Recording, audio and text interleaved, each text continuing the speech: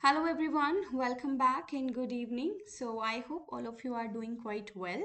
So today is our lecture 5 and we have to cover a lot important things today. Okay, so before that let's just have a quick recap of what we did in our lecture 4, and I hope you people are enjoying the lectures because I am trying to cover each and everything from the very scratch, from zero, so that even those students who don't have any idea about sequence, they can cover it. Okay, and if you have any problem, you can ask us in the comment section or on Telegram. So in every class, in the description box, I think you get the name of the Telegram group, so you can join from there and you can ask your queries. Okay, so let's start with our lecture 5. So first of all, have a recap of lecture 4. So in our lecture 4, we have understood a very important topic, which was the limit of sequence. Because हम सब बस definition को रट लेते हैं, but हमको आज तक इसका मतलब नहीं समझ आया. सो हमने लिमिट ऑफ सीक्वेंस को बहुत डिटेल में समझा, और लिमिट ऑफ सीक्वेंस को ही हमने कनेक्ट किया किससे, कन्वर्जेंट सीक्वेंस से, है ना, कि अ सीक्वेंस इज कन्वर्जेंट, और हम ऐसा कहते हैं sequence converges to L if L is the limit of the sequence, which means for all epsilon greater than 0 there exists a natural number n naught which depends on epsilon such that mod an minus l is less than epsilon for all n greater than equals to n. ठीक है, so this is what we covered in last class. और limit of sequence के behalf पे हमने कुछ questions भी किए थे, एंड आई टोल्ड यू कि उस डेफिनेशन को अप्लाई करने के लिए in prior you should have the value of the limit. ठीक है, चलो, तो आज का टॉपिक बहुत इंपॉर्टेंट है, एंड कम से कम हमें इस पे 3 क्लासेस देनी पड़ेगी. बिकॉज 3 क्लासेस में हम यहाँ पे पहले तो बेसिक कंसेप्ट समझेंगे, देन हम बहुत सारे क्वेश्चंस करेंगे, बहुत सारी अप्रोचेस देखेंगे, एंड देन इसके बिहाफ पे हमारे पास बहुत सारे थ्योरम्स हैं. तो it like this topic needs at least 3 lectures to be covered in detail. Okay, so let's start. So the topic that we are starting today is monotonic sequences. ठीक है, तो हम मोनोटोनिक सीक्वेंसेस देखने वाले. आप लोगों ने, बहुत सारे लोगों ने ऑलरेडी पढ़ा होगा, but trust me the way we are going to cover this monotonic sequences, जो भी आपके डाउट रहे होंगे in past also, they are going to clear up. ठीक है, तो मोनोटोनिक सीक्वेंस क्या होता है, तो लेट मी राइट डाउन. हमारे पास मोनोटोनिक सीक्वेंस में 4 कैटेगरी होती है. ठीक है, 4 कैटेगरी कैसे, कि एक सीक्वेंस जो होती है उसको हम मोनोटोनिकली इंक्रीजिंग सीक्वेंस कह सकते हैं. ठीक है, अ sequence can B a monotonically increasing sequence, या फिर एक सीक्वेंस जो होती है वो हम मोनोटोनिकली डिक्रीजिंग सीक्वेंस भी कह सकते हैं. ठीक है, decreasing sequence. And after that हमारे पास strictly increasing and strictly decreasing भी होता है. ठीक है, तो हम क्या बोलते हैं, strictly monotonically increasing sequence, and then the last one is strictly and then monotonically decreasing sequence. ठीक है, तो समटाइम्स व्हाट हैपेंस कि हम मोनोटोनिक वर्ड जो है वो ना यूज करके क्या कर देते हैं, हम सिंपली बोल देते हैं okay this is a increasing sequence, है ना, या फिर हम बोल सकते हैं this is a decreasing sequence. तो मैं क्या करूँगी, अब से मैं पूरा इंक्रीजिंग डिक्रीजिंग लिखने के बजाय ये सिंबल यूज करूँगी. इंक्रीजिंग का symbol is for increasing sequence, decreasing sequence, and then strictly increasing बोल देते हैं. ठीक है, strictly increasing sequence, and this is strictly decreasing sequence. ठीक है, तो rather than taking the full name monotonically increasing sequence we call it increasing sequence. ठीक है, अब एक एक चीज को हम बहुत डिटेल में समझेंगे. तो अब किसी सीक्वेंस को आप मोनोटोनिक सीक्वेंस कब बोलोगे, देखो आपको खुद आपका आंसर मिल गया है कि एक सीक्वेंस को हम मोनोटोनिक सीक्वेंस तब बोलते हैं जब वो या तो मोनोटोनिकली इंक्रीजिंग हो, ठीक है, या तो वो मोनोटोनिकली इंक्रीजिंग हो, और या तो फिर वो मोनोटोनिकली डिक्रीजिंग हो, तो उसको आप बोलोगे कि मोनोटोनिक सीक्वेंस है. और अगर एक सीक्वेंस या तो स्ट्रिक्टली मोनोटोनिकली इंक्रीजिंग हो या स्ट्रिक्टली मोनोटोनिकली डिक्रीजिंग हो, तो आप उसको स्ट्रिक्टली मोनोटोनिक सीक्वेंस बोलते हो.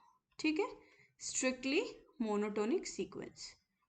तो मोनोटोनिक में 4 कैटेगरी है. So let's start with our monotonically increasing and monotonically decreasing sequence. ठीक है, तो पहला हम पढ़ रहे हैं what is monotonically increasing sequence, और सिंपली क्या बोल सकते हैं, इंक्रीजिंग सीक्वेंस क्या होता है। ठीक है, तो पहले मैं डेफिनेशन लिखती हूँ and then I will explain you कि इसका एक्चुअली मतलब क्या है। ठीक है, सो अ सीक्वेंस an, क्योंकि as I told you in last lecture also, कुछ बच्चों ने बोला है पूरी पूरी डेफिनेशन लिख दिया करिए। So a sequence an is said to be a monotonically increasing sequence if क्या हो कि हमारे पास जो an1 है, ठीक है, an1, या फिर एक काम करती हूँ मैं इसे एक ब्लॉक में लिखती हूँ so that it becomes easy for all of you to remember it.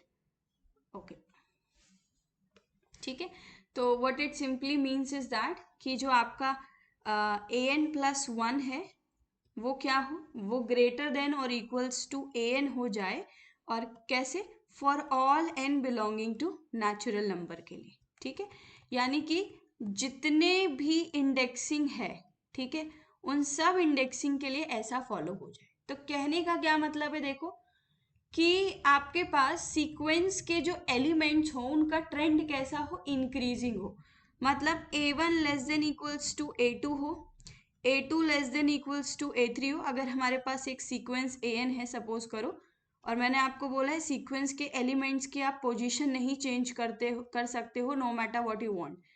ठीक है, ये फिक्स रहे बिकॉज इनका इंडेक्सिंग फिक्स है। ठीक है, a4 and like this you should have these kind of trend an+1 less than equals to an less than equals to, oops, just a moment, this is your an and this is your an+1। ठीक है, so your an should be less than equals to an+1 less than equals to an+2 like this। तो यानी कि अब आप देख रहे हो इस सीक्वेंस के एलिमेंट्स का जो ऑर्डर है वो क्या है कि जैसे जैसे इंडेक्सिंग बढ़ रही है उसके करस्पॉन्डिंग जो एलिमेंट्स है वो प्रीवियस एलिमेंट्स है, उनका जो मैग्नीट्यूड है वो बड़ा है या तो बराबर है। तो if a sequence in which the terms of the sequence follows this kind of trend then that sequence is said to be as monotonically increasing sequence. ठीक है, एक छोटा सा एग्जाम्पल देती हूँ मैं आपको इस पे। सपोज करो हमारे पास एक सीक्वेंस हमने लिया, ठीक है, and that sequence an is simply n, जिस जैसे हमने बाउंडेड वगैरह में हम देख चुके। तो अब अगर आप देखो ये क्या लिखा हुआ है 1 2 3 4 5, तो अभी हमने कोई तरीका नहीं सीखा है। ठीक है, we have not learn any way to check how we can see that whether the sequence is monotonic और नॉट, बट सिंपली अगर आप टर्म्स को ऑब्जर्व करो so you can see that okay all the terms if they are compare to their previous term तो वो उससे बड़ा है। ठीक है, तो that is why this sequence is what, this is an increasing sequence और मोनोटोनिकली इंक्रीजिंग सीक्वेंस। ठीक है, एक और एग्जांपल जैसे मैं आपको दूं, क्या an is equals to n square, तो वो क्या बनेगा 1 देन 4 देन 9 है ना, 16 25 लाइक दिस। तो can you see that the elements are in the increasing order, that is why this is also an increasing sequence or monotonically increasing sequence। ठीक है, let's go to another type of sequence which is what, which is monotonically decreasing sequence। ठीक है, ये भी cover करते हैं। तो जैसे हमने मोनोटोनिकली इंक्रीजिंग सीखा, क्या था उसमें टर्म्स जो है वो इंक्रीजिंग ऑर्डर में हो, तो ये वाला आप अपने आप गेस कर सकते हो कि मोनोटोनिकली डिक्रीजिंग सीक्वेंस क्या होगा, जो टर्म्स हैं वो डिक्रीजिंग ऑर्डर में होंगे। ठीक है, तो इसको हम लिखते हैं sequence an is said to be monotonically decreasing और सिंपली डिक्रीजिंग सीक्वेंस इफ, और क्या हो यहाँ पे देखो, अगर जो एलिमेंट्स हैं वो ये वाला ट्रेंड फॉलो करें। कौन सा ट्रेंड, कि हमारे पास जो an+1 हो वो लेस देन और इक्वल्स टू क्या हो जाए, हमारे पास an हो जाए for all n belonging to natural number. ठीक, तो अगर हमारे पास सीक्वेंस an हम ये लेते हैं क्या, this is a1 a2 a3 and so on, तो टर्म्स अगर डिक्रीजिंग ऑर्डर में हो, इसका मतलब मैं क्या चाहती हूँ जो एलिमेंट्स शुरू के हों वो बड़े हों, तो A1 greater than equals to A2 greater than equals to A3 greater than equals to A4 and so on, ठीक है। An greater than equals to An+1। तो कैन यू सी कि जो एलिमेंट्स हैं वो हमारे पास डिक्रीज हो रहे हैं, that is why this is called as the monotonically decreasing sequence और सिंपली अ डिक्रीजिंग सीक्वेंस, ठीक है। तो let's take an example for it. तो जैसे कि हमने एग्जाम्पल लिया an इज इक्वल्स टू क्या, सपोज करो -n ले लिया, ठीक है। अब -n लिया तो ये क्या बनेगा, -1 -2 -3 -4 -5। तो can you see the elements are decreasing. Real line पे अगर आप जाओगे तो आपको पता ही लग रहा है ना, कि -1 सबसे बड़ा है, फिर -2, फिर -3, so elements are decreasing. okay, so that is why this is a decreasing sequence or simply monotonically decreasing sequence. I hope it is clear to everyone. yes, तो अभी हम कुछ और भी एग्जाम्पल्स करेंगे इनके बिहाफ पे, जैसे -n² भी यहाँ पे ले सकते हैं, जैसे हमने अभी n² लिया था। ऑलराइट, तो अब सिंपली हमने जो स्टेटमेंट यहाँ पे लिखा था आप ये लिख सकते हो कि a sequence is said to be a monotonic sequence if it is either monotonically increasing sequence or monotonically decreasing sequence, ठीक है। So let's proceed to our third category, and what is that third category? That is strictly monotonic increasing sequence, ठीक है।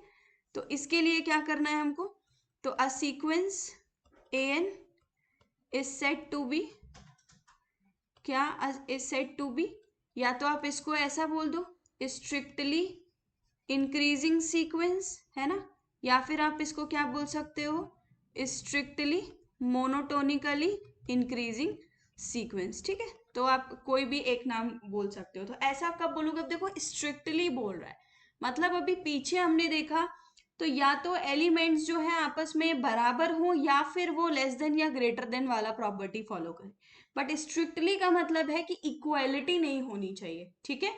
तो कब होगा, if, देखो जरा,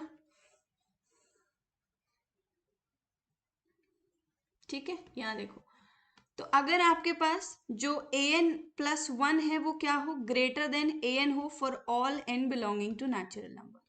तो जैसा कि मैंने आपको बताया यहाँ पे कि इक्वालिटी नहीं होनी चाहिए एलिमेंट्स के बीच में, all the elements of the sequence should be distinct and an+1 should be greater than an। तो आप क्या बोलोगे इस ऐसी सीक्वेंस को, दिस इज स्ट्रिक्टली मोनोटोनिक। अब देखो इसके लिए सेम एग्जाम्पल काम करता है हमारे पास जो वहां पे हमने n लिया था, ठीक है। इट वर्क्स हियर ऑल्सो, कैसे, ये आप देखो हर एक एलिमेंट कोई भी आपस में बराबर नहीं है ना, none of the element is equal, तो आप कह सकते हो yes this is a strictly increasing, understood. वैसे ही अभी हमने पीछे लिया था क्या, n², तो उसमें भी आप देखो कोई भी एलिमेंट जो है वो आपस में बराबर नहीं हो सकता, है ना, तो और सब में क्या ग्रेटर देन वाला, यानी an+1 ग्रेटर देन an है, तो this is also a strictly monotonic increasing sequence, ठीक है। I hope it is clear to everyone. अब कुछ बच्चे बोलेंगे फिर आप इसमें तो हमको पता ही नहीं लगा, तो देखो इसमें मैं आपको एक और एग्जांपल दे सकती हूँ। सपोज हमने यहाँ पे bn चूज किया और bn मैंने ऐसा चूज किया। Let me give you one more example ताकि आप कंफ्यूज ना हो monotonic increasing and strictly monotonic increasing में। तो ये हमने देखा, ठीक है। तो सपोज करो मैं आपको एक एग्जाम्पल देती हूँ जहाँ पे मेरे पास Cn एक सीक्वेंस है और Cn जो एलिमेंट है वो क्या ले रहा है, 1 ले रहा है। अगर मेरे पास क्या हो रहा हो, सपोज करते हैं हम लोग हमारे पास n की वैल्यू जो है वो 1 2 3 4 है ना, और रेस्ट ऑफ द केसेस में वो क्या ले रहा है, n ले रहा है जब आपका n ग्रेटर देन 4 है। तो आप सिंपली ऐसे भी लिख सकते हो कि n अगर आपका लेस देन और इक्वल्स टू 4 है, ठीक है, तो वो ऐसा हो रहा है। तो अगर अब मैं Cn सीक्वेंस लिखूंगी तो जब n की वैल्यू जो है वो 1 है तो लेस देन इक्वल टू 4 की कैटेगरी में आया, यहाँ देखो। और जब n ग्रेटर देन 4 है तो n लेगा, तो जब 5 आएगा तो 5 लिया, n की इंडेक्सिंग जब 6 आई तो ग्रेटर देन 4 है तो 6 लेगा। तो अब अगर आप ध्यान से देखोगे तो ये ट्रेंड फॉलो हो रहा है कि नहीं हो रहा है, यहाँ देखो C1 यहाँ पे जो है आपका C1 C2 के बराबर है, C3 के बराबर है, C4। अब C5 का देखो क्या ट्रेंड फॉलो हो रहा है, तो जो एलिमेंट्स हैं हमारे पास वो क्या है, यानी कि जो सी एन प्लस वन है वो या तो बड़ा है सी एन से या उसके बराबर है for all n belonging to natural number. That is why this is a increasing sequence. Okay. तो और ये जो है ये स्ट्रिक्टली इंक्रीजिंग सीक्वेंस नहीं हो सकती. क्यों? क्योंकि कुछ एलिमेंट्स यहाँ पे बराबर है. ठीक. तो सेम तरीके से आप डिक्रीजिंग का एग्जाम्पल भी सेटअप कर सकते हो. ऑलराइट. तो ये था हमारे पास strictly monotonic where none of the elements in a sequence can be equal. Coming to the last one, which is what? Which is strictly monotonic decreasing sequence. ठीक है. तो या फिर इसको आप सिंपली क्या कह सकते हो, स्ट्रिक्टली डिक्रीजिंग सीक्वेंस. कोई भी एक चीज आप बुला सकते हो. तो इसके लिए क्या बोलोगे आप कि sequence A n is said to be strictly decreasing if what happens. आपके पास अब स्ट्रिक्टली डिक्रीजिंग वाला आप लगा सकते हो. ठीक है. और देखो वो क्या बनेगा कि जो आपके पास ए एन प्लस वन है वो क्या हो, डिक्रीजिंग है. तो वो क्या होना चाहिए, लेस देन ए एन होना चाहिए for all n belonging to natural number, है ना. तो अगर हमारे पास सीक्वेंस क्या है, सीक्वेंस ए एन है हमारे पास A one A two A three A four kind of this. तो जो आपका ए वन है, क्योंकि हम स्ट्रिक्टली डिक्रीजिंग की बात कर रहे हैं, तो हमारे पास क्या होना चाहिए, ए वन बड़ा होना चाहिए ए टू से, ए टू बड़ा होना चाहिए ए थ्री से, and kind of this relation holds. So then this is called as the strictly decreasing sequence because none of the elements or none of the sequential elements in the sequence are equal. है ना. और वही काम हमने यहाँ पे लिखा हुआ है कि अगर A N plus one greater than A N होगा for all N, then that sequence would be considered as the strictly monotonic increasing और सिंपली स्ट्रिक्टली इंक्रीजिंग. ओके.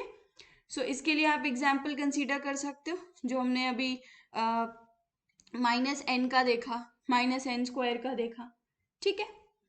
तो आई होप ये जो कुछ बेसिक चीज़ें थी अबाउट किस सीक्वेंस को हम मोनोटोनिक इंक्रीजिंग सीक्वेंस बोलेंगे, कब हम मोनोटोनिक डिक्रीजिंग बोलेंगे, वो कवर हो गया. ठीक है. So what we cover till now, let's have a recap that we went through understanding monotonic sequence. So a sequence is said to be a monotonic sequence if it is either monotonically increasing or monotonically decreasing, and a strictly monotonic sequence is a sequence which is either strictly monotonically increasing or strictly monotonically decreasing. Then monotonic increasing sequence क्या होता है, जहाँ पे ये inequality hold करे for every index. Then हमने देखा कि मोनोटोनिकली डिक्रीजिंग क्या होता है, where this inequality holds for all the index. And later on we covered about the strictly monotonic increasing and strictly monotonic decreasing. ठीक है. तो ये बेसिक कॉन्सेप्ट्स थे. नाउ कम्स द पॉइंट जहाँ पे हमको बहुत सारी थ्योरम्स पढ़नी है मोनोटोनिक सीक्वेंसेस पे. ठीक है. अब हम बाउंडेडनेस और मोनोटोनिसिटी को कनेक्ट करके we are going to understand how can we relate both these things to the convergence of the sequence. But ये चीज़ें बाद में आएंगी. फिलहाल के लिए because practice is also very important, just theory portion cover करने से we can not confirm that we would be able to solve the question in exam.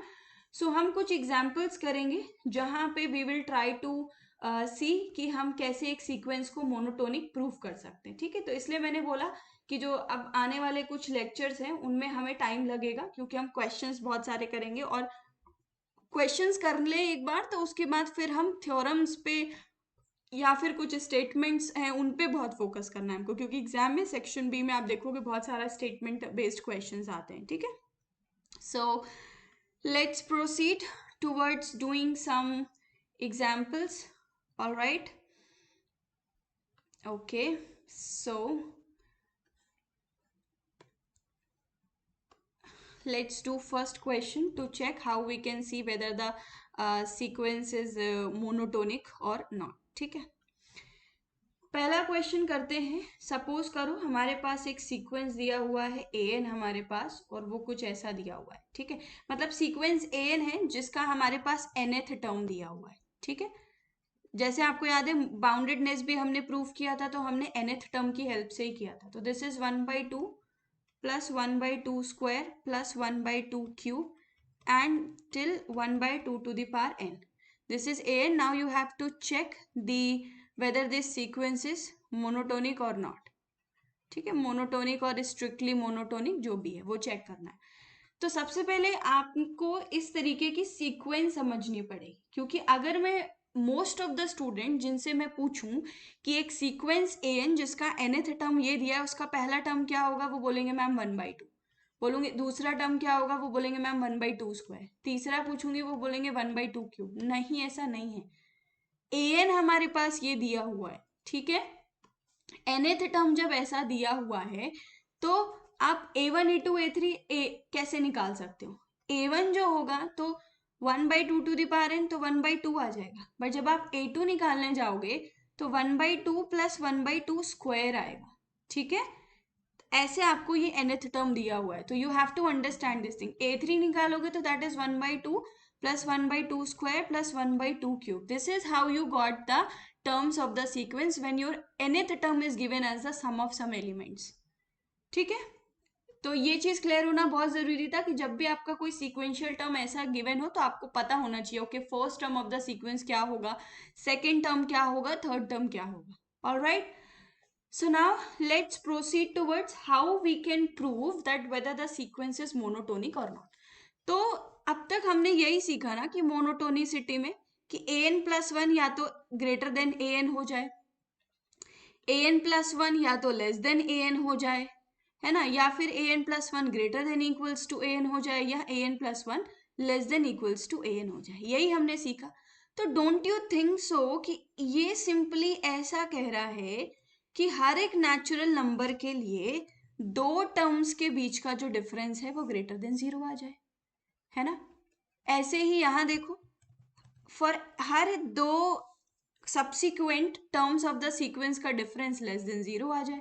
यहाँ ग्रेटर देन इक्वल टू 0, यहाँ less than equal to 0. Yes, तो can this approach work for us in some questions? Yes, it can work for us. ठीक है, तो I hope इतनी बात सबको समझ आ गई होगी कि what we are trying to do, कि हम बेसिकली हर दो सब्सिक्वेंट टर्म्स के बीच का जो डिफरेंस है वो या तो ग्रेटर देन 0 दिखा दे, या लेस देन 0, या ग्रेटर देन इक्वल टू 0, और लेस देन इक्वल्स टू 0. ठीक है, तो अभी क्योंकि मैंने आपको टर्म्स समझा दिए यहाँ पे कि टर्म्स कैसे दिख रहे हैं, तो देखो अगर an दिया है और हम an+1 निकालें तो क्या बनेगा, 1/2 plus 1/2 square plus 1/2 cube and then 1/2 to the power n, और फिर 1/2 टू द पावर n+1 आ जाएगा. ठीक है, क्यों ऐसा हो रहा है, क्योंकि हमारे पास n+1th टर्म हम निकाल रहे हैं ना, तो उसमें एक टर्म और एक्स्ट्रा आएगा. अगर n+2th टर्म निकालते तो आगे 1 plus 1/2 raise to the power n+2 भी आ जाता. अब हम क्या करेंगे, तो ये हमारा मेथड नंबर 1 होगा. ठीक है, जिसको मैं कहूंगी this is going to be our approach number 1 for seeing that whether the our sequence is monotonic और नॉट. ठीक है, तो इसके बिहाफ पे आप कई क्वेश्चन सॉल्व कर सकते हो. So what we are going to do is हम सिंपली an+1 माइनस an निकालने की कोशिश करेंगे. तो अगर मैं यहाँ पे क्या करूँ, an+1 माइनस an निकालूं तो क्या मिलेगा, an+1 माइनस an, तो that is 1/2 plus 1/2 square and up to 1/2 raise to the power n plus 1/2 raise to the power n+1. ठीक है, and minus 1/2 plus 1/2 square up to what, 1/2 raised to the power n. So can you see all the terms will get cancelled out and the only term which would be left out is 1/2 raised to the power n+1. And everybody knows that 1/2 raised to the power n is what? It is always and always what? Greater than 0 for all n belonging to natural number. देखो अगर आप क्या करते हो यहाँ पे, अगर आप सिंपली 1 रखते हो तो क्या मिलेगा आपको, 1/2 स्क्वायर विच इज 4. ठीक है, 3 रखते हो तो 1/2 to the power 4 which is 1/16. So this is always greater than 0. तो क्या निकला, an+1, यहाँ पे मैं लिख देती हूँ, since 1/2 raise to the power n+1 is greater than 0 for every natural number. So what do we got here is that कि an+1 माइनस an जो है वो ग्रेटर देन an है, sorry an+1 minus an greater than 0 है for every any natural number. तो यहाँ से हम क्या कन्वे कर सकते हैं कि जो an सीक्वेंस, और देखो ये केवल एक दो टर्म के लिए नहीं होना चाहिए, फॉर ऑल n के लिए होना चाहिए, तभी होगा. ठीक है, तो यहाँ से क्या पता चला कि जो an सीक्वेंस है मेरे पास वो कैसी है, that is a monotonically increasing sequence या फिर स्ट्रिक्टली इंक्रीजिंग सीक्वेंस, क्योंकि इधर से आप यही तो पता लगाओगे कि जो an+1 है वो ग्रेटर देन an है, यानी आने वाले टर्म्स जो है वो हमारे पास कैसे हैं, इंक्रीजिंग है. That is why this sequence is consider to be strictly increasing sequence. ठीक है, और या फिर आप इसको इंक्रीजिंग सीक्वेंस कह सकते हो. ठीक है, तो आई होप ये अप्रोच समझ आई हो. एंड अप्रोच के पीछे लॉजिक वही है, क्योंकि जब मैं कह रही हूँ an+1 is greater than an, तो इसका सिंपली क्या मतलब है कि an+1 माइनस an, यानी कि जो डिफरेंस है वो ऐसा होना चाहिए. एंड फॉर ऑल n के लिए कह रही हूँ तो ये चीज भी फॉर ऑल n के लिए होना चाहिए. अगर an+1 ग्रेटर देन an हो जाए फॉर ऑल, ग्रेटर देन और equals to for all natural numbers, तो इसका क्या मतलब है कि जो डिफरेंस है for every possible n between an+1 and an is always greater than 0. ठीक है, तो सेम चीज हम लेस देन के लिए लगा सकते हैं. तो डिफरेंस जो होगा वो क्या होगा, नेगेटिव होगा. तो बस इसी चीज को ध्यान में रख के हम सारे एग्जाम्पल्स जो हैं उनको कवर करने की कोशिश करेंगे. ठीक है, so let's do our question number 2 for this and will see few more examples. Question number 2 में सपोज करो हमारे पास एक सीक्वेंस दिया हुआ है an. ठीक है, और उस an का जो nth टर्म है वो हमें दिया हुआ है 1/n plus 1/n+1 plus 1/n+2 and till we have 1/2n-1. ठीक है, तो अब जैसे मैंने आपको पहले बताया था उसी तरीके से आप यहाँ पे अपने टर्म्स निकाल सकते हो ना. यानी कि जब n की वैल्यू को आप 1 रखोगे तो आपको क्या टर्म मिलेगा, 2 रखोगे तो आपको क्या टर्म मिलेंगे, है ना. सो you can simply now evaluate your terms. तो अब देखो, और एक ट्रिक भी है, an+1 माइनस an हम मोस्ट ऑफ द टाइम्स कब लगाते हैं, जब आपको टर्म्स ऐसे, मतलब जो nth टर्म है वो कुछ टर्म्स के सम में लिखा हो, यानी इस तरीके से. इसका एक पर्टिकुलर नाम है जो जब हम सीरीज पढ़ेंगे तब पढ़ेंगे. ठीक है, एंड यहाँ पे भी ऐसा है. या फिर कभी जैसे हमने न्यूमरेटर बाय डिनोमिनेटर पढ़ा था सेम डिग्री का हो, तो वहां पे भी काम आता है. ठीक है, तो you also have to identify कि कब कौन से क्वेश्चन में हमको ये तरीका लगाना है. ठीक, चलो अब यहाँ हम an+1 निकालते हैं, तो क्या आएगा 1/n+1, ठीक, प्लस 1/n+2 प्लस 1/n+3. अब जब आप इसका nth टर्म निकालने जाओगे तो देखो, जब n+1th टर्म निकालने जाओगे तो यहाँ पे n को जब n+1 से रिप्लेस करोगे, ठीक है, तो आपको क्या मिलेगा, देखो 2n+1 plus 2 minus 1 which is 2n+1 दिखा, विच इज 2n+1. तो अब गलती क्या होती है स्टूडेंट से कि उनको लगता है कि जो लास्ट टर्म है वो तो यही है और यहाँ पे पहले वाले an वाले टर्म से ये आ रहा होगा. बट आप देखो यहाँ पे एक टर्म आप मिस नहीं कर रहे हो. This is what the important thing is. ठीक, वो टर्म क्या होगा 1/2n, तो वो मिस मत करना, क्योंकि सब कुछ ऐसे सीक्वेंस में चल रहा है, आप एक सीक्वेंशियल एलिमेंट को मिस कर दोगे. तो रिमेंबर ऑल दीज थिंग्स कि कभी कभी ऐसा होता है जब हम n+1th टर्म या n+2th टर्म निकाल रहे होते हो तो आप एक टर्म को मिस करोगे, ऐसे फ्रेम किया जाता है nth term of the sequence. So you have to remember कि 2n-1 और 2n+1 के बीच में 2n भी आएगा. ठीक, and now what we are going to do, an+1 minus का हम an निकालेंगे. ठीक है, तो क्या मिलेगा 1/n+1 plus 1/n+2 and here what you are getting 1/2n-1 plus 1/2n plus 1/2n+1. ठीक, और जब हम इसको सब्ट्रैक्ट करेंगे an से which is 1/n, 1/n+1 plus 1/n+2 and this is 1/2n-1. तो कैन यू सी कि हमारे पास 1/n+1 कैंसिल आउट हो जाएगा. ठीक है, एंड देन हमारे पास कौन सा टर्म कैंसिल होगा, 1/n+2, 1/n+2 से कैंसिल आउट हो जाएगा. And till which point this is going to happen, 1/2n-1 तक ये चीज होगी. उसके आगे क्या होगा, आप an+1 माइनस an निकालोगे तो an+1 से आपको क्या क्या मिल रहा है 1/2n प्लस 1/2n+1, और an वाले से आपको एक टर्म और मिल रही है विच इज माइनस का 1/n. Okay, so I hope this is clear till this point. तो अब अगर आप इस 1/2n और माइनस 1/n को जब सॉल्व करोगे तो आपको माइनस का 1/n मिल जाएगा, सॉरी माइनस का 1/2n. तो 1/2n+1 और माइनस का 1/2n, it is simply 1/n common लिया तो 1 - 1/2 -1 विच इज -1/2, ठीक है।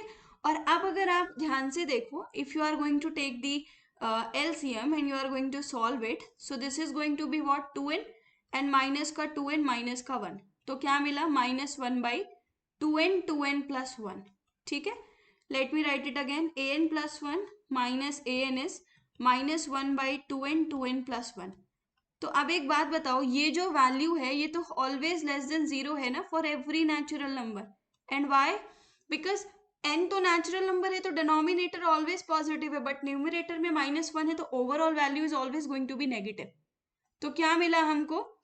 हमें मिला कि an+1 minus an is less than 0, which implies कि an+1 is less than an for all n belonging to natural number. So what does it imply कि जो सीक्वेंस है हमारे पास वो मोनोटोनिकली कैसी है? डिक्रीजिंग है। दैट इज मोनोटोनिकली, और स्ट्रिक्टली भी बोल सकते हो आप, दिस इज डिक्रीजिंग सीक्वेंस, ठीक है। क्योंकि जो आने वाले टर्म्स हैं an+1 an+2 वो an से हमेशा कैसे हैं? छोटे। अब देखो, अगर आपने यहाँ पे ये वाला टर्म मिस कर दिया होता, कौन सा टर्म? 1/2n, तो आपको देखो क्या मिलता। अगर आप ये मिस कर देते तो एलसीएम लेते, तो n माइनस का 2n-1 तो -n-1, तो आपको फिर देखना पड़ता क्या हो रहा है। But maybe result same आता, but always keep in mind कि जब भी आप ऐसे केसेस में, जब ऐसा nth टर्म गिवन हो कुछ टर्म्स के सम में, तो always look that whenever you are finding out the n+1th term, you should not miss any index and the element corresponding to that, ठीक है। क्योंकि अगर आप यहाँ पे मिस कर देते 1/2n, तो आपको क्या मिलता? एक तो 1/2n+1 मिलता सिंपली यहाँ से, और यहाँ से आपको माइनस का 1/n मिल जाता, ठीक है। और फिर आप सॉल्व करते, तो दिस इज n2n+1, यहाँ पे आपको n मिलता -2n-1, ठीक। तो -n-1/n2n+1 मिलता आपको। तो फिर आपको देखना पड़ता कि क्या हो रहा है, ठीक है। नेगेटिव वैसे भी आता वो, बट टर्म वो मिस्टेक हो जाती, ठीक है। वहां से भी निकलता सेम रिजल्ट, बट मिस्टेक होती। और ये जब आप सीक्वेंस का लिमिट निकालने जाओगे, Cauchy first theorem on limit लगाओगे, कभी सेकंड थ्योरम ऑन लिमिट लगाओगे, तब ये मिस्टेक्स नजर आएंगी। यहाँ पे तो मोनोटोनिसिटी चेक करने में कोई दिक्कत नहीं होगी, but if you are studying from the scratch, then always remember, do not commit any mistake. आगे जाके तो हमें बहुत कुछ नया सीखना ही है, बट इस लेवल पे हमें मिस्टेक नहीं करनी। Okay, so let's do one more question. तो अगला क्वेश्चन हमारे पास थर्ड क्वेश्चन जो है, वहाँ पे आपको nth टर्म दिया हुआ है, जिससे आई थिंक हम पहले भी बाउंडेडनेस में ऑलरेडी डील कर चुके हैं ऐसी सीक्वेंस से, ठीक है। दिस इज 1/n-1 फैक्टोरियल, ठीक है। तो आपको समझ आ रहा होगा ना कि पहला टर्म अगर हम निकालेंगे तो देखो 1 - 1 0 फैक्टोरियल विच इज 1, तो ये है। सेकेंड टर्म निकालेंगे तो 1/2 - 1 फैक्टोरियल, तो which is 1/1 factorial. Third term निकालोगे तो 1 + 1/1 फैक्टोरियल प्लस 1/2 फैक्टोरियल, ठीक है। तो टर्म्स को निकालने में गलती मत करना, ये नॉर्मल जैसे nth टर्म लिखा होता है वैसा नहीं है, ठीक। तो अब क्या किया हमने? सीक्वेंस को चेक करना है वेदर दैट इज मोनोटोनिक और नॉट। तो हमने क्या किया? an+1 टर्म निकाला, तो this is 1/1 factorial plus 1/2 factorial up to what 1/n-1 factorial. और अब देखो, जब आप nth टर्म निकाल रहे होगे, तो जब यहाँ पे n+1 रखोगे तो 1/n फैक्टोरियल, तो यहाँ पे कुछ भी मिसिंग नहीं है क्योंकि n के पहले n-1 ही आना है, ठीक। अब an+1 माइनस an निकालोगे तो देखो n-1 फैक्टोरियल तक के सारे टर्म्स कैंसिल हो जाएंगे, सिर्फ 1/n फैक्टोरियल आएगा, which is always greater than 0। 0 तो कभी हो ही नहीं सकता, always greater than 0, factorial value is always positive for all n belonging to natural number. तो इसका मतलब क्या हुआ? an+1 minus an is greater than 0 for every natural number. तो an+1 is greater than an for every natural number, so this is monotonically increasing sequence, ठीक है। Clear? Let's take one more example, जहां मैंने आपको बोला कि जो sequence होगी वहां पे न्यूमरेटर बाय डिनोमिनेटर वाला भी कभी कभी उस वाले फॉर्म में भी ये काम आता है। तो 3n+7 बाय 4n+8 लिखा मैंने। इसका एक और तरीका है, A N plus one by A N करके भी हम निकाल सकते हैं, बट वी विल सी, क्योंकि अभी हम A N plus one minus A N सीख रहे हैं, तो हम इस पे ही फोकस करेंगे, ठीक है। तो अब मैंने a N plus one term निकाला, तो this is going to be 3 n plus one plus 7 by 4 n plus one plus 8, ठीक है। तो this is going to be 3n plus 3 plus 7, and here we are going to get 4n plus 4 plus 8, so which is simply going to be 3n plus 10 and 4n plus 12, ठीक है। ये हमको इतना जो terms हैं वो मिल गए। अब हमें क्या करना है, A N plus one minus A N solve करना है। तो ए एन प्लस वन क्या है, 3n plus 10 bye 4n plus 12, ठीक। या फिर आप सिंपली 4 कॉमन भी कर सकते थे, यहाँ से कोई दिक्कत नहीं थी, कॉमन कर लेते तो n plus one plus two, तो n प्लस 3 बन जाता। ए एन लिखा हमने 3n plus 7 bye 4n plus 8। अब क्यों ऐसा कह रही हूँ मैं, देखो कॉमन कर लेते तो ईजी हो जाता, 3n प्लस 8, यहाँ पे 4 अगर आप कॉमन करोगे तो क्या मिलेगा, give me a moment, yes. चलो, तो क्या किया हमने यहाँ पे, this is 4n plus 12 and this is 4n plus 8, ठीक।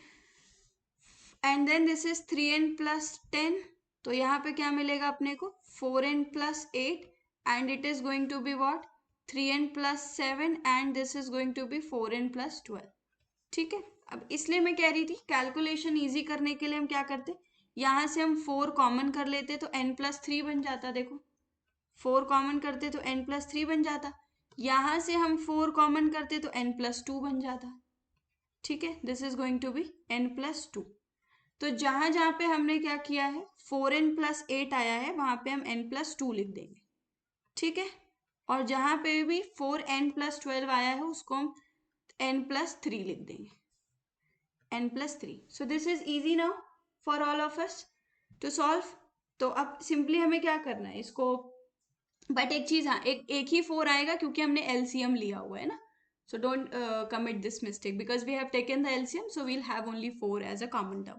So अब अगर इसको आप solve करोगे, what it will become, 3n square and then here you have 6n plus 10n which is 16n, then here you have 20 minus, okay, let's keep it in the bracket, this is 3n square, then what do you have, 9n, ठीक है, plus 7n, so that is going to be 16n and then plus 21, and यहाँ पे आपके पास 4n plus 2 n plus 3 है, ठीक।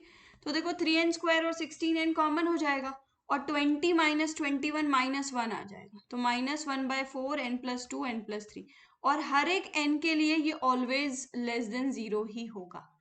तो क्या पता लगा हमको कि जो an plus 1 minus A N है that is less than 0 for every natural number, so it means कि A N plus one less than A N है for every natural number. It means जो सीक्वेंस ए N है हमारे पास वो monotonically decreasing है and that is a monotonic sequence, ठीक है। So I hope till this point everything is clear to all of you who are watching this video, ठीक है। And if you have any question, any doubt, you can just put your doubt in the comment section or on Telegram. We would be happy to solve your doubt, ठीक है। So let's do one more question on monotonicity, and that's a very very important question, and that would be our question number 5 for today, ठीक है। तो question number 5 करते हैं।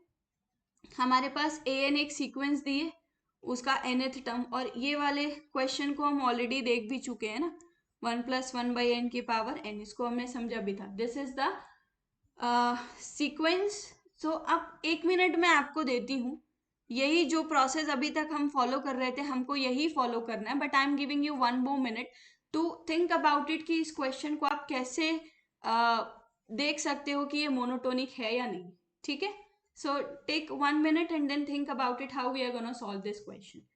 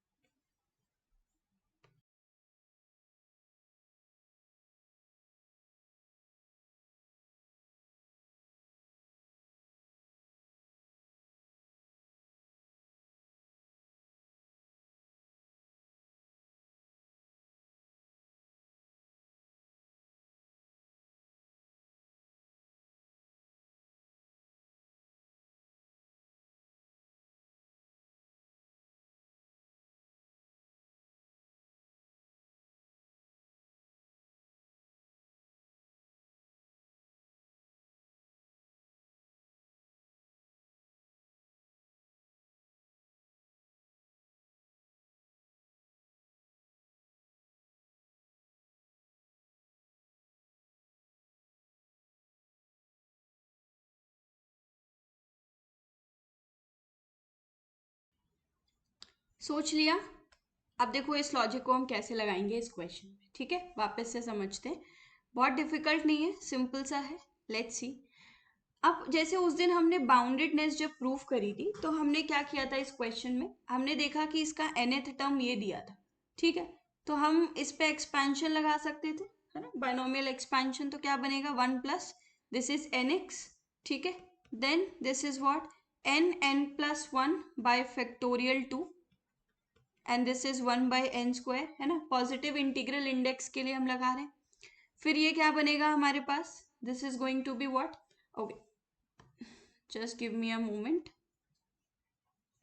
n minus 1 by factorial 2, by mistake I have written it, क्योंकि n हमारा positive है, ठीक है? तो n minus 1 by factorial 2 and in a similar way we are going to have n minus 1 n minus 2 and ये कहाँ तक जाएगा, 1 तक जाएगा, and by what, n factorial आ जाएगा यहाँ पे हमारे पास, and this is 1 और साथ में क्या आएगा, 1 by n raised to the power n, क्योंकि ये 2 फैक्टोरियल है तो -1 तक गया। देखो यहाँ पे अगर यहाँ पे एक और टर्म में लिखती n minus 1 n minus 2 by 3 factorial, है ना? तो 3 फैक्टोरियल होता तो 2 तक जाता। तो this is what I have written. तो ये हमारे पास nth टर्म है। आई होप किसी को इसमें कोई प्रॉब्लम नहीं होगी, क्योंकि इसके रिलेटेड मैंने आपको बहुत डिटेल में समझाया था बाउंडेडनेस वाले में, ठीक है? तो इसको मैंने एक टर्म और रिड्यूस किया था, अगर आपको याद हो, है ना? 1 प्लस 1। अब यहाँ पे मैंने क्या किया था, n कॉमन निकाला था, तो 1 by 2 factorial, this is 1 minus 1 by n and 1 by n square cancel हो जाएगा, ठीक? ऐसे ही जो नेक्स्ट टर्म होगा 1 by 3 factorial, 1 minus 1 by n, 1 minus 2 by n होगा, क्योंकि n क्यूब जो है वो कैंसिल आउट हो चुका होगा।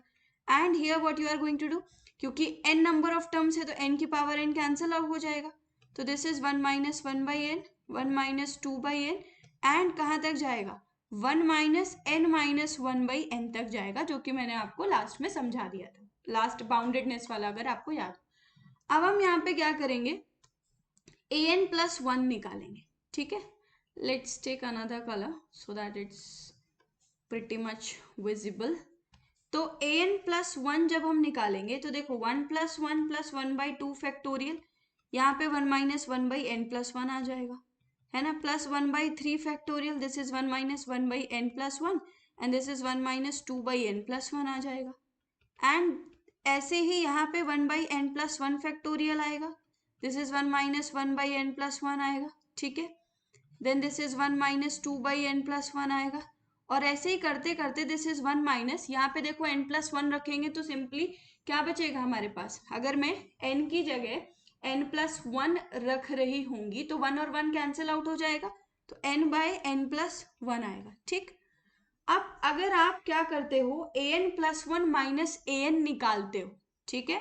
अगर आप an प्लस 1 माइनस an निकालते हो तो can you see this thing, कि जो आपके पास ये वाले टर्म है 1 प्लस 1, 1 बाई 2 फैक्टोरियल ब्रैकेट में जब 1 से मल्टीप्लाई होगा, 1 बाई 3 फैक्टोरियल जब मल्टीप्लाई होगा, है ना, 1 से, तो ये वाले टर्म्स तो कैंसिल हो जाएंगे, सिर्फ ये n जिनमें बचा है वो आएंगे, है ना? जैसे minus 1 by 2 factorial n plus 1 और प्लस 1 बाई 2 फैक्टोरियल n, क्योंकि हम n प्लस 1 माइनस n कर रहे हैं तो वो माइनस माइनस प्लस बचा देगा। तो हम इनके बीच में एक रिलेशन देख लेते हैं, ठीक है? अब देखो 1 बाई एन प्लस 1 जो है वो तो लेस देन 1 बाई एन होगा, क्योंकि n प्लस 1 जो है वो ग्रेटर देन n है, फॉर ऑल n के लिए हम ये चीज देख रहे हैं, ठीक है? ऐसा होगा। अब अगर मैं कहूं कि k हमारे पास कोई नेचुरल नंबर है, तो ये सब कुछ हमने बाउंडेडनेस में देखा था, ये भी होल्ड होगा for any k which is a natural number, ठीक? तो अगर मैं minus k by N plus 1 करती हूँ तो इनइक्वालिटी रिवर्स हो जाएगी। और ये मैं कर क्यों रही हूँ, आपको समझ आ रहा होगा, क्योंकि 2 बाई एन प्लस 1 है, 2 बाई एन है ना? फिर आगे जाओगे तो 3 बाई एन होगा, 3 बाई एन प्लस 1 होगा, तो that is why I am doing this, ठीक है? और फिर हम ये वाले टर्म को पूरा पूरा देख रहे हैं, 1 माइनस वाले को, तो क्या मिलेगा, 1 minus k by N plus 1 जो होगा वो greater than 1 minus k by n हो जाएगा, where k belongs to natural number and k की वैल्यू को हम अप टू एन तक ले जा सकते हैं। तो आई होप आपको ये बात समझ आ गई कि यहाँ पे देखो, अगर मैं an प्लस 1 माइनस का an निकालती हूं तो क्या मिलेगा हमको, 1 by 2 factorial and this is 1 minus 1 by n, ठीक है? और माइनस का 1 माइनस 1/n+1। ठीक है, फिर नेक्स्ट टाइम आप देखते हैं तो 1/3 फैक्टोरियल, देन यहाँ पे आपको 1 माइनस का 2/n। ठीक है, पूरा पूरा टर्म हम ऑब्जर्व करते हैं। ओके, हम कैंसिल नहीं कर रहे हैं, पूरा पूरा टर्म ही ऑब्जर्व कर लेते हैं। ठीक है, तो देखो क्या मिलेगा, 1 माइनस 1/n+1, 1/2 फैक्टोरियल के साथ 1 माइनस 1/n+1 और माइनस का 1 माइनस 1/n, ऐसा कुछ मिला। और इनके बीच में हमने रिलेशन ऑलरेडी देख लिया कि 1 minus 1/n+1 is greater than 1 minus k/n। तो क्या मैं कह सकती हूँ ये वाला जो क्वांटिटी होगा ये पॉजिटिव ही होने वाला है, क्योंकि ये पॉजिटिव हुआ और ये पॉजिटिव है ही। ऐसे ही नेक्स्ट में जाओगे 1/3 फैक्टोरियल विच इज हमारे पास, हम टर्म्स को कंपेयर कर सकते हैं, 1 माइनस 1/n+1, 1 माइनस 2/n+1, अलग अलग सेपरेट करोगे फिर ये ग्रेटर देन 0 आएगा। ठीक है, तो जो मैंने इनइक्वालिटी लिखी है उस हिसाब से आप अगर सॉल्व करोगे तो आपको क्या मिलेगा कि जो हम an+1 माइनस an करेंगे वो क्या होगा, ग्रेटर देन 0 होगा for all n belonging to natural number. तो an+1 ग्रेटर देन an आ गया for every natural number. That is why the sequence an whose nth term is 1 plus 1 by n raised to the power n is what is monotonically increasing sequence. ठीक है, ये question important था, जैसे मैंने यहाँ पे लिख के आपको बताया, और ये इनइक्वालिटी यूज करोगे तो आपको भी रिजल्ट मिल जाएगा। ठीक है, तो आई थिंक आज के लेक्चर के लिए इतना सफिशिएंट है, हम इतना ही रखते हैं। बाकी मोनोटोनिसिटी पे भी हमको बहुत सारे एग्जाम्पल्स करने हैं, यानी डिफरेंट नंबर ऑफ अप्रोचेस देखनी, जैसे हमने यहाँ पे एक एक्सपेंशन और an+1 माइनस an देखना। उसके बाद हमें बहुत सारी थ्योरम्स पढ़नी है अलॉन्ग विद द स्टेटमेंट्स, और ये जो स्टेटमेंट्स और थ्योरम्स हम पढ़ेंगे हम इन्हें विद प्रूफ करेंगे। ठीक है, ओके, तो आज के लिए बस इतना ही रखते हैं। ठीक है, till then bye bye, take care, keep studying and keep asking the questions if you have. So see you in the next class, till then bye bye, take care.